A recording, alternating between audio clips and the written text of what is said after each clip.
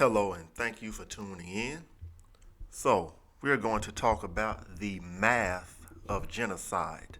In other words, the arithmetic or mathematics of genocide. It says, since the start of the Israel-Hamas war, over 26,000 Palestinians have been killed by a blistering Israeli ground and air offensive, according to health officials in Hamas-run Gaza. They do not, meaning the Israeli army, they do not differentiate between civilians and combatants, but say 2/3 of the dead are women and minors. This is from abcnews.go.com.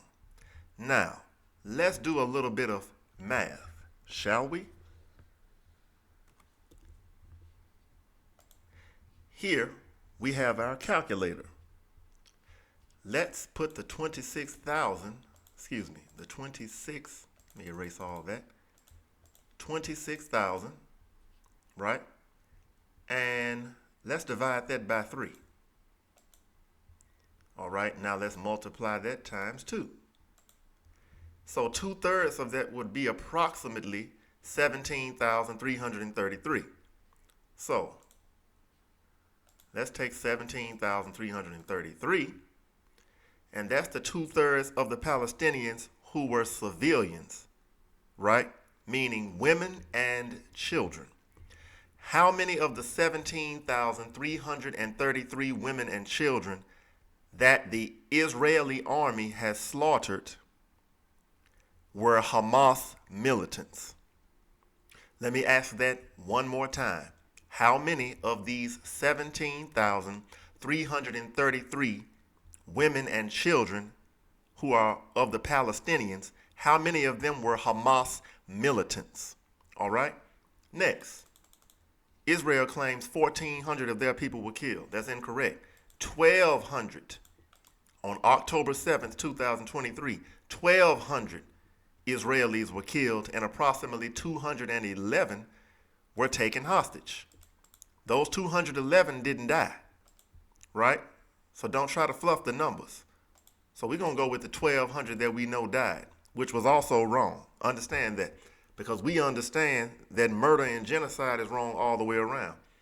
But here's what we need to do. Let's take the 1,200 that the Israelis lost, right, of their people. Let's multiply that times 10. That still only comes to 12,000.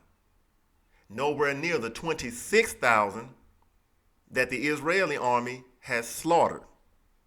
That's not even close to the 17,333 women and children who they slaughtered. So let's take the 1,200 Israelis, let's multiply that times 15. You still only get 18,000. All right, let's take the 1,200 Israelis who were murdered by Hamas. Let's multiply that times 20. Now you get 24,000. Still not the over 26,000 they have slaughtered. Do we see the problem? So what do you have to do? Let's take the 26,000 Palestinians who have been genocided, murdered. Let's divide that by the 1,200 Israelis who were murdered. 21.66. I ask you, who is the real murderer? Who is the real killer? Which one of them is the terrorist? Is it Hamas or is it Israel? Understand that not everybody in Palestine is a Hamas militant. That would be no different than saying everybody in the United States of America belongs to the Ku Klux Klan, right? So if you in the United States do not want to all be labeled as part of the KKK, then do not label all of the Palestinians as part of Hamas, right?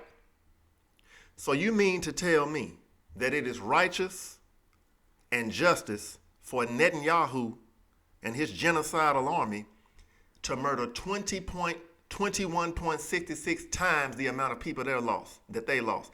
That means for every Israeli that died, they have killed over 21.5 people. But since people don't come in halves, we'll be nice to them and call it 21. You mean to tell me that one Israeli life is worth more than 21 Palestinian lives. Is that what we're saying here? I know we're not saying that right. So, this is the math of genocide. Now, let's look into this article from ABC News, right? We just read what was embedded in Google. Let's read the actual article. A Palestinian is killed while with a group waving a white flag. That means they were trying to show that they were peaceful and that they were not militants. Israel says it will look into it. Okay. Israel's military has announced that it will review the shooting of a Palestinian man who was killed in the Gaza Strip while walking in a group of people waving a white flag. All right. Jerusalem. Israel's military announced it would review the shooting of a Palestinian man who was killed in the Gaza Strip while walking in a group of people waving a white flag, saying footage of the episode raised concerns of possible wrongdoing by soldiers. Oh, really? A video shows a group of 5 men walking slowly down a street in an area west of the southern city of Khan Yunis, a current focus of Israel's ground offensive. As clouds of dark smoke billow overhead, the men hold their hands in the air. One waves a white flag, an international symbol of surrender. Suddenly, shots ring out, killing Ramzi Abu Salul, a 51-year-old Palestinian shopkeeper who was part of the group. The shooter is not seen in the video, but before the shots are fired, the camera pans, showing what looks to be an Israeli tank positioned nearby.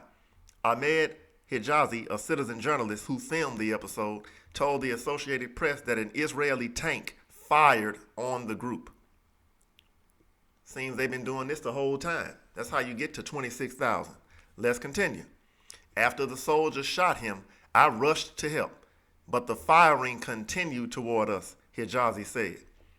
So remember, if you vote for Joe Biden, Genocide Joe, this is what you're voting for. Remember that. It's the same Joe Biden and his Democrats who made such a big deal about January 6th, right? When that chaos happened at the Capitol building in Washington. However, how many people died on January 6th? Was it 26,000 or was it one person? Now, I'm certainly not making an excuse for January 6th. I'm just comparing the carnage. It's funny how you Democrats like Joe Biden and Kamala Harris can make a big deal about January 6th, where people almost died and one person was killed by the police, I might add. But yet you can overlook this 26,000, of which at least 17,000 plus are women and children who are not Hamas militants. And if you believe that every Palestinian is a Hamas militant, then we need to believe that every Caucasian in the United States is a part of the Ku Klux Klan or the Proud Boys or the neo-Nazis, etc., etc. If we don't want to paint with that broad sweeping brush, then don't paint the Palestinians with that broad sweeping brush. I'm neither a Palestinian nor a Muslim. I don't even believe in Islam. But I do believe that living souls or human lives should not be genocided and slaughtered and then covered up by those who have a political agenda as if they are God's people or as if they love God's people, when you really are a bunch of lying devils. Let's continue. And by the way, don't be spooked out, because if you know anything about the Bible, you know that adversary or enemy or devil basically means the same thing. Enemies, evil people. All right, let's keep going. Let's scroll on down.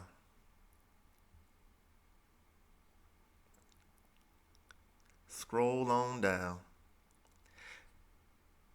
Palestinians and human rights groups have accused the Israeli military of using disproportionate, you don't say, 21 plus times the amount. Israel lost 1,200, Palestine has lost 26,000. I would say that's disproportionate or indiscriminate force in its Gaza offensive, leading to heavy civilian casualties. Understand that. So if you lived over there and you had nothing to do with Hamas, nothing to do with the war, they'll just come up in your house and blow your brains out and say they had to because you were in Palestine. And you might, emphasis on might, be a Hamas militant. You can't make this up. They say that even when such killings are caught on video, military investigations rarely result in indictments of the soldiers involved. Since the start of the Israel-Hamas war, over 26,000 Palestinians have been killed by a blistering Israeli ground and air offensive. That's what we read that was embedded in Google, right? According to health officials in Hamas-run Gaza. They, meaning the Israeli army, do not differentiate. That means they don't care whether they kill civilians or combatants, but say 2/3 of the dead are women and minors. All right? And those women and minors are not Hamas militants. Let's see their justification for that. Israel launched the offensive, this genocide of 26,000 Palestinians, in response to an October 7th of 2023 Hamas attack. Not Palestine attack, Hamas. Hamas is a military organization. So again, that would be like blaming every single person in the United States for an attack by the Proud Boys or the Ku Klux Klan or the neo-Nazis. Right? Let's continue. So not everybody in Palestine is Hamas. So that attack on October 7th on southern Israel, in which militants killed 1,200, right, Palestinians, I think they put that wrong. I think they're trying to say they killed 1,200 Israelis here, all right, and brought some 250 hostages back to Gaza. Israel says that Hamas fighters have embedded themselves within civilian infrastructure, making it difficult to destroy the militant group without harming civilians. So in other words, Israel just said they're going to kill civilians too so they can get these militants. And it says over 9,000 militants have been killed, though it hasn't released evidence to back that claim. So I'm going to be honest with you, I don't believe they've killed that many militants. But let's pretend that Israel is telling the truth. Just a moment.